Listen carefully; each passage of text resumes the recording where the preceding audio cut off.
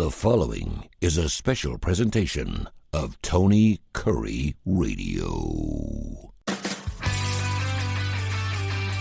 Welcome to another Bite by Bite. He is Michael Coleman, Heart of Alabama Food Bank and Feeding America. We do a short little podcast every single week. We talk about the importance of feeding America and everything that goes to feeding its insecurities, certainly in this country. And of course, he covers 35 counties in the great state of Alabama. And, we were talking about COVID and how much things changed over the last couple of years. And certainly one of the things was the insecurity of food being distributed to children who no longer were going to school because they couldn't go to school.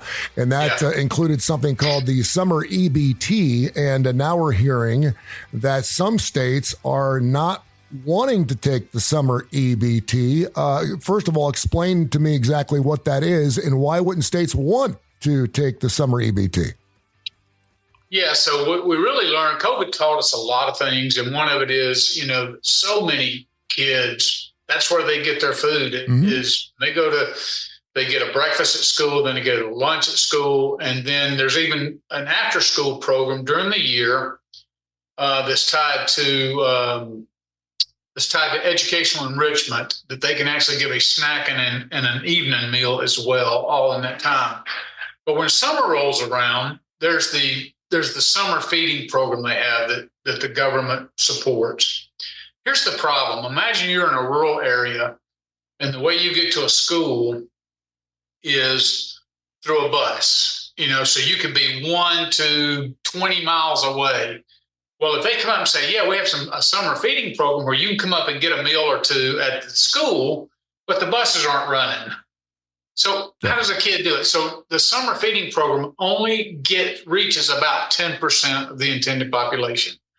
So that really in the summertime increases the food insecurity because now all of a sudden, if you have 2, 3, 4 kids at home and they're home all day long, there's no breakfast, there's no lunch. And so now parents have to all of a sudden, it's more of a financial burden on them.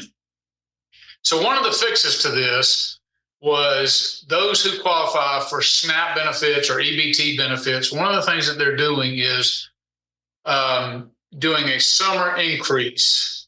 And so the federal government has come out and said, we're going to give states these millions of dollars and basically add it to EBT recipients who have children at home. And it's supposed to help offset that food insecurity.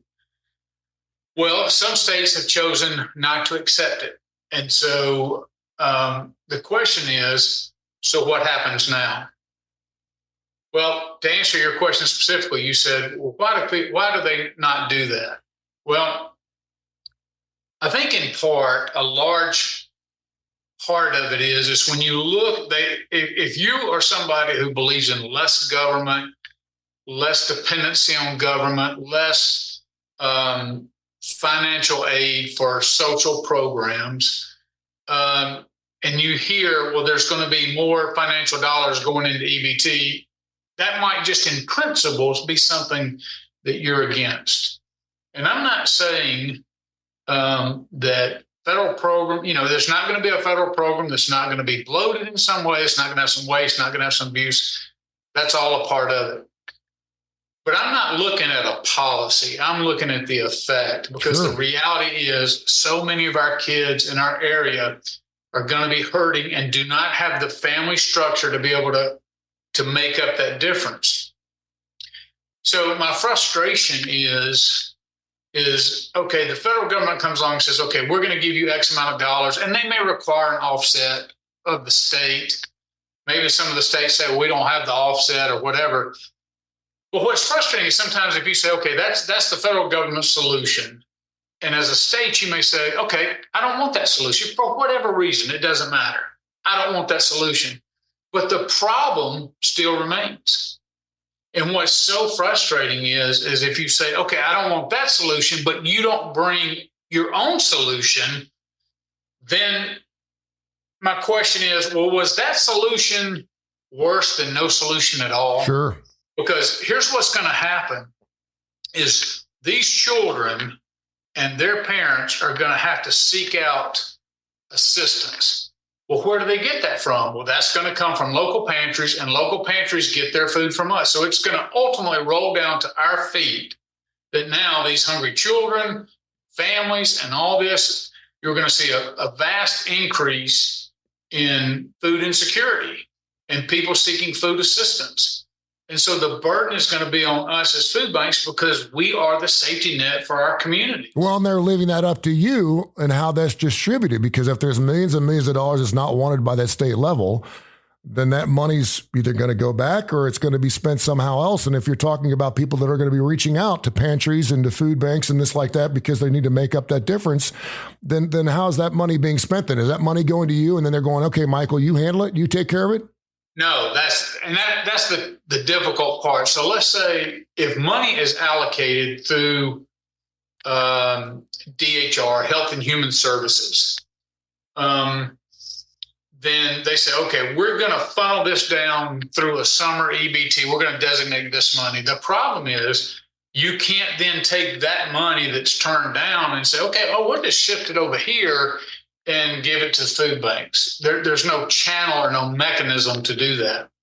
And so there's a lot of inflexibility. What usually happens is if when federal programs are allocated by the Congress or federal government, what's not used goes back to them to be, now they can go back and reallocate that, but that requires, legislative efforts.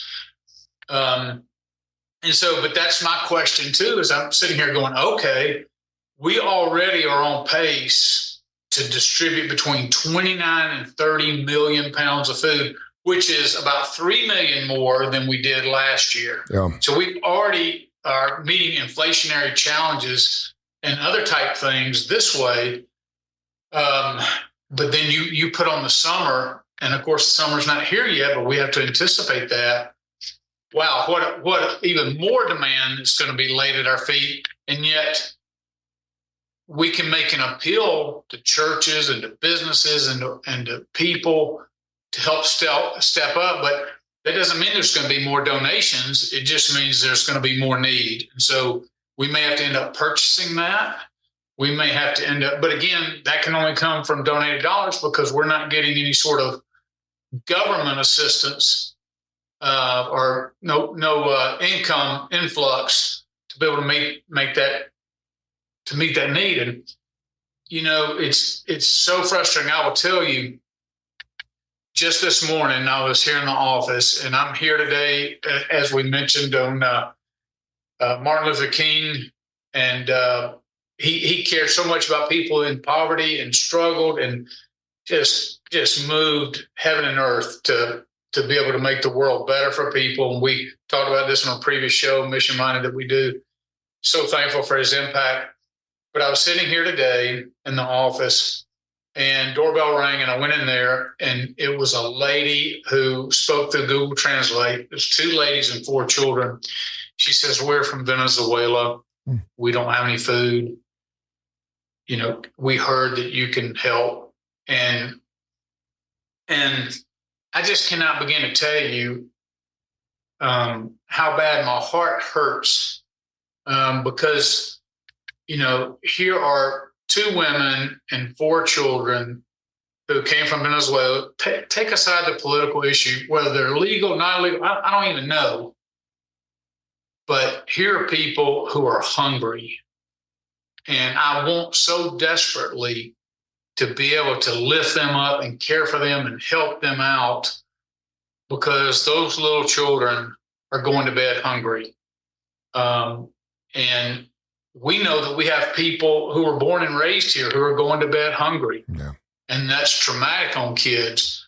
And when the demand increases for inflation and other means, you're like, we've got to have some help somewhere. And so when a solution is turned down for whatever reason, again, and maybe it's something I don't understand, maybe it's bigger financial responsibilities they're putting on the states. But the bottom line is, if you set that aside, you at least got to come to the table with a recognition that this problem exists. We have people in our communities that are hungry, both immigrants who are coming in and those who have been lifelong residents of our area. And this is a problem that's not going to go away. And we fight it every day.